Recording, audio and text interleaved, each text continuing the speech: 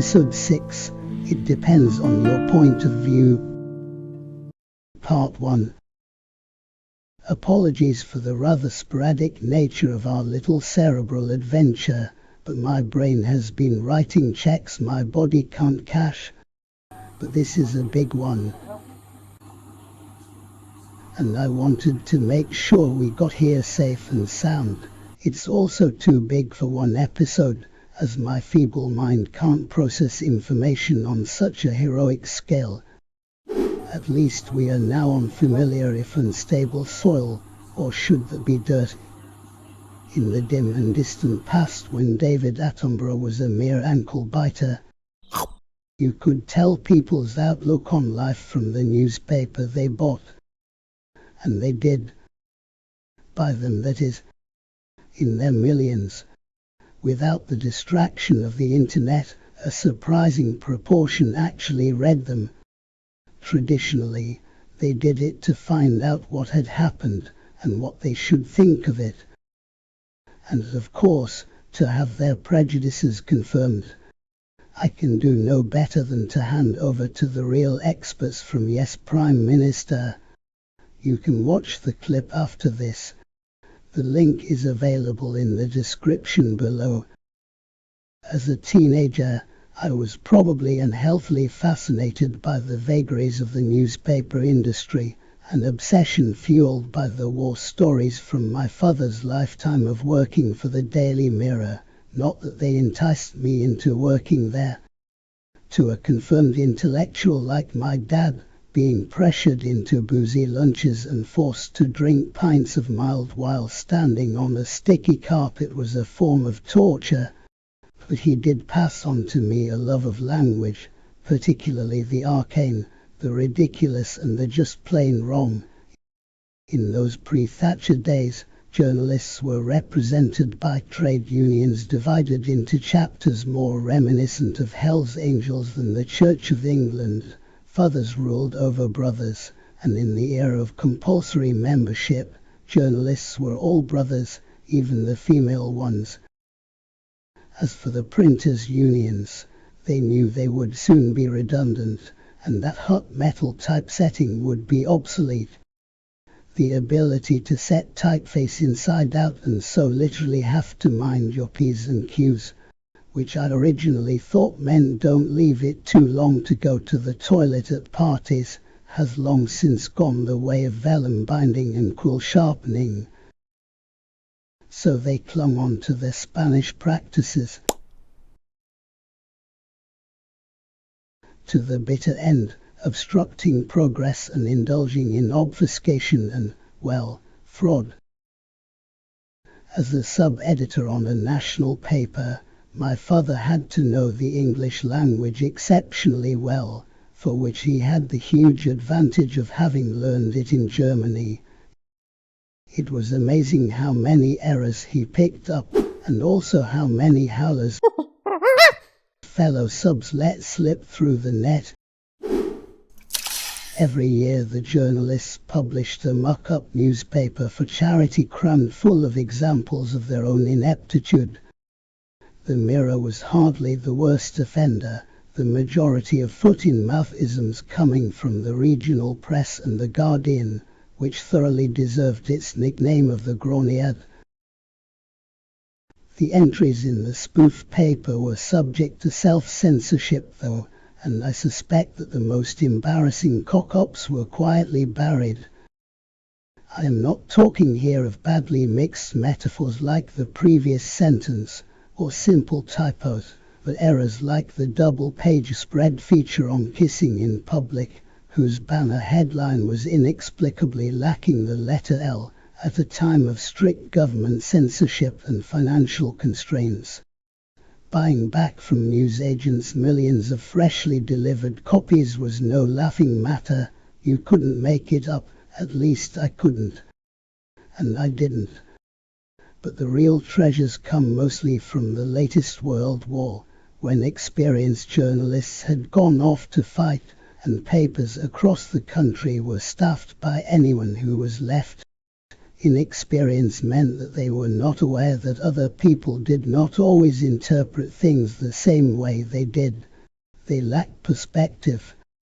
But it's not all bad. Without them we would never have such gems as and fly back to front. Allied push bottles up Germans. My personal favorites are the lower key retractions, which are intended to correct the original mistake. For instance, we apologize for calling the general bottle scarred. We meant to say battle scared.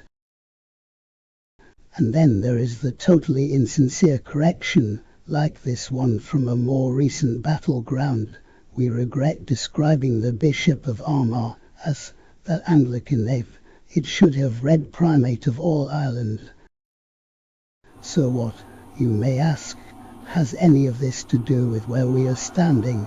A polite 2 chair wheels roll from the edge of the biggest hole on the planet, and why do I keep wittering on when we could be enjoying the spectacular views? And anyway, how can anyone, even you Phil, possibly describe the Grand Canyon as a hidden gem? Don't you trust us to make up our own minds?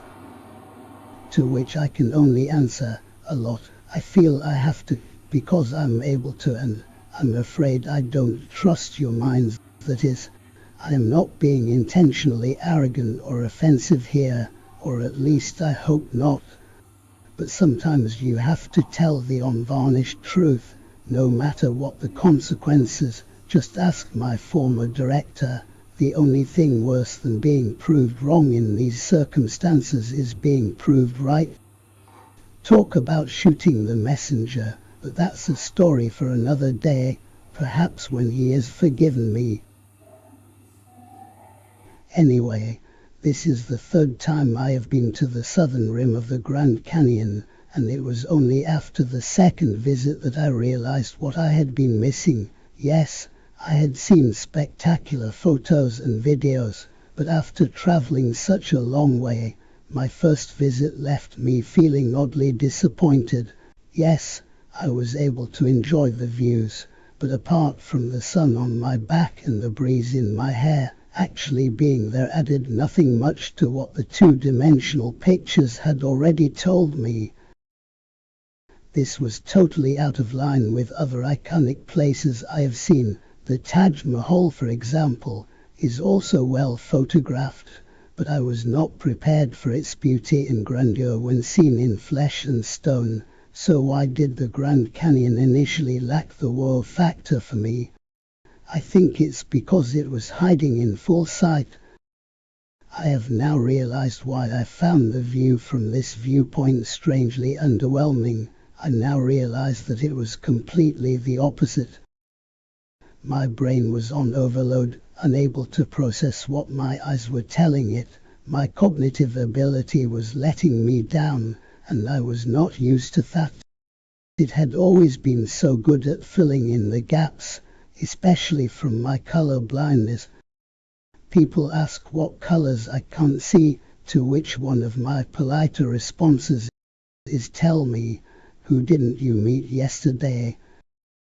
I was 20 years old before I found out that velvet isn't a color, for heaven's sake. My point here is not that for me Richard of York really did give battle in vain, but that my brain had found workarounds so that I could wire a plug without electrocuting myself and negotiate traffic lights without mowing any grannies down. Easy. Top light is stop and bottom light means go. Unless it's foggy weather, in which case it's every gran for herself. So I am not being condescending if I say this wonder of the natural world can seem unfathomable. Some people are happy with a 2D image, but you have stuck with me this far, so I expect you to be a little more inquisitive. I am sure that, like me, you don't just want to gawp at a spectacle.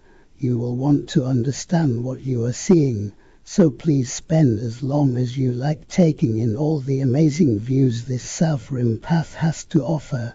I will make my way up to the glass floor walkway, in the hope that I will be allowed to roll onto it with the combined weight of my wheelchair, my breathing equipment and me.